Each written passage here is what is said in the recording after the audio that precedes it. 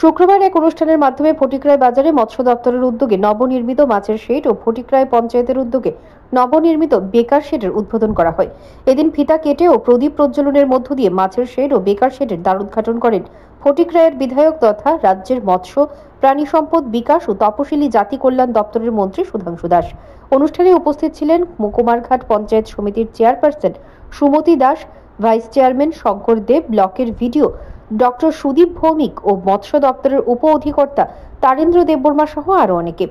অনুষ্ঠানে মন্ত্রী তার ভাষণে বলেন, রাজ্যে মৎস্য উৎপাদন বৃদ্ধির লক্ষ্যে রাজ্য সরকার নিরন্তর প্রয়াস জারি রয়েছে।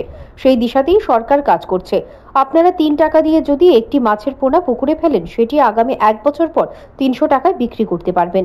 সেক্ষেত্রে আপনার লাভের ভাগ বহু গুণ বলে জানান মন্ত্রী। ফটিকরায় পঞ্চায়েতের নিজস্ব তহবিল থেকে ফটিকরায় বাজারে বাজার শেড নির্মাণ করায় তিনি স্থানীয় পঞ্চায়েতের প্রশংসা করেন। এদিন প্রাকৃতিক দুর্যোগের মধ্যেও জনগণের উপস্থিতি অনুষ্ঠানকে আরো প্রাণবন্ত করে তোলে। 1 টাকার আপনি মাছের পোনা, 1 টাকা বা ধরুন ম্যাক্সিমাম 2 টাকার একটা মাছের পোনা আপনি পুকুরের জলে ফেললেন। এটা ফিশারি ডিপার্টমেন্টের অফিসার আমাকে বলেছে যে স্যার 1 বছরের মধ্যে, 1 বছর লাগে না, কম সময়ে এটা 1 কেজি ওজন হয়।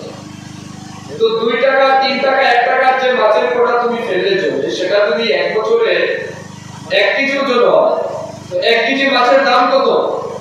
300 টাকা, 350 টাকা লোকাল মাছ।